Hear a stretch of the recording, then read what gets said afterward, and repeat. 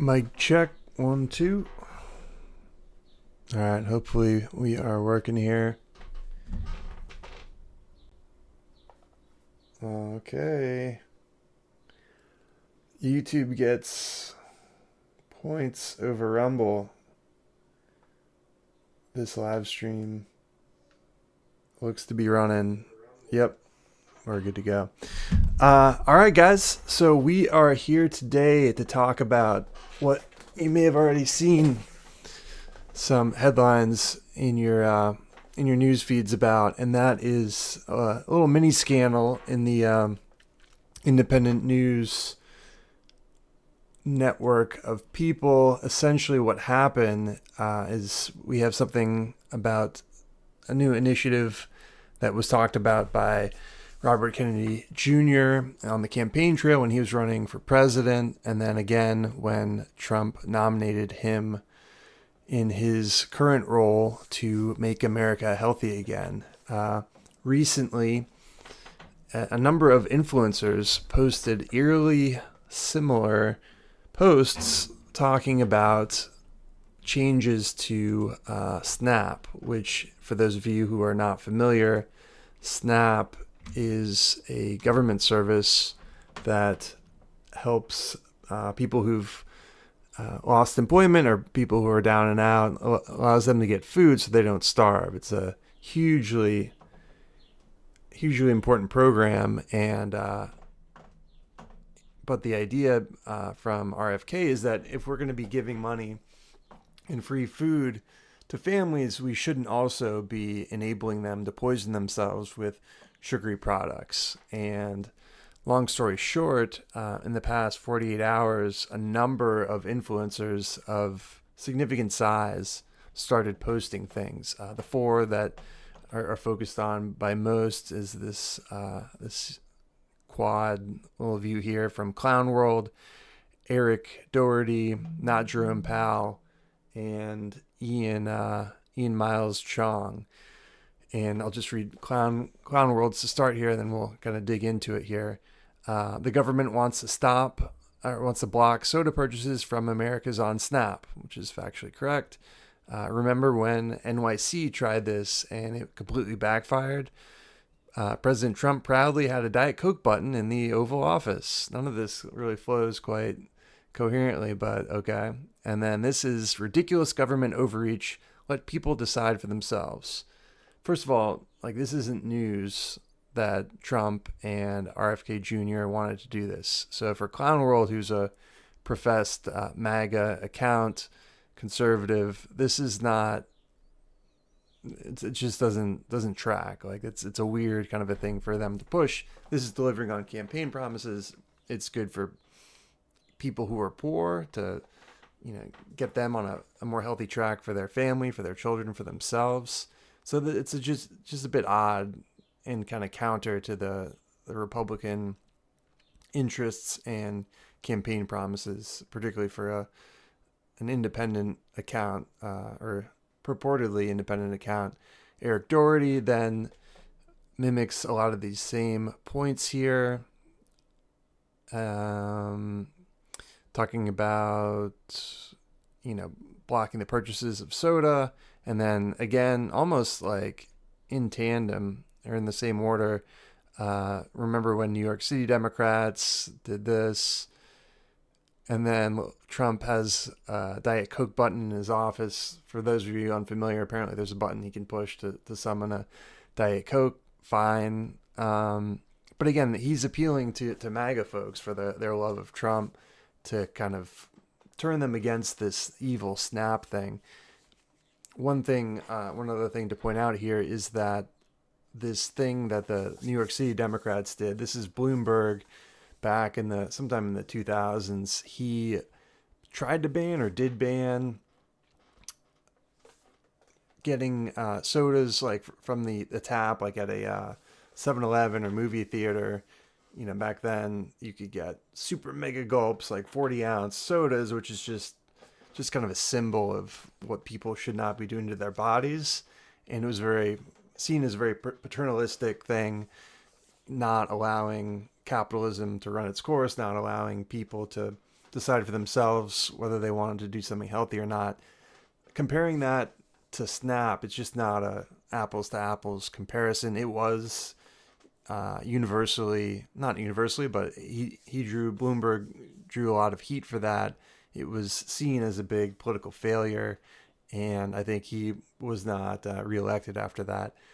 However, this comparison isn't the same, and it's just kind of a manufactured connection that raised some eyebrows, and it raised some eyebrows from some independent journalists who started looking into these purported independent social media accounts. And this is Nick Sotor. This is the journalist who published the piece. And so what he did is he looked into, I don't know even how he found it, but Influenceable. Oops, didn't mean to click on that. Influenceable is it's a PR firm that allegedly was hired by Big Soda to drum up grassroots, but I guess you call it AstroTurf uprisings against this move, which will have huge impact. I think if you look at what Robert Kennedy Jr. said as he was campaigning back in 2022 and onwards, Snap spent 121 billion in 2021, and a major chunk of that went to sugary drinks with no nutritional value. So it's basically the federal government subsidizing these terrible habits and these these soda companies who are really poisoning America, and then giving us a huge medical bill as we have to take care of these people who have injured themselves through the diabetes that ensues, through the heart disease, the slew of health problems that you get by just pumping sugar into your body.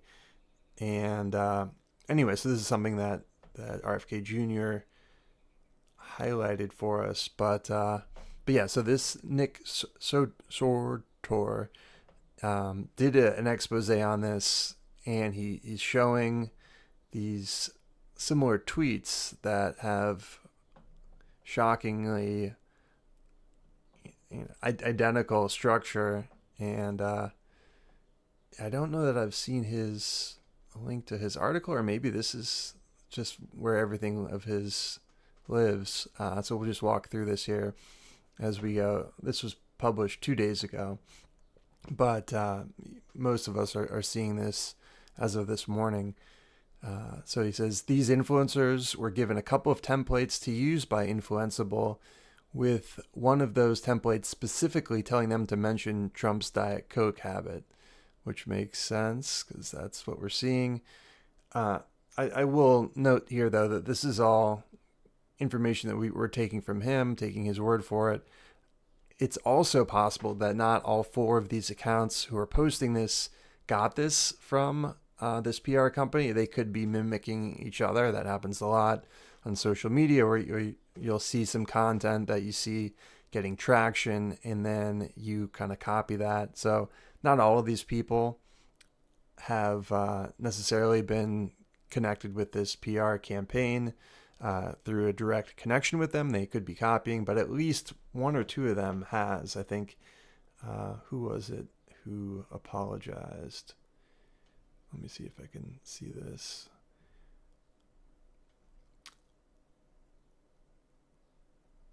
Yeah, I guess we'll have to come to that later. But anyway, going back to these posts here. Influencers were texted by Influenceable telling them to help push back against government overreach as part of the talking points, and they'll be paid between several hundred and even 1,000 plus for each post attempting to turn MAGA folks against RFK Jr. and Maha. And so this looks like a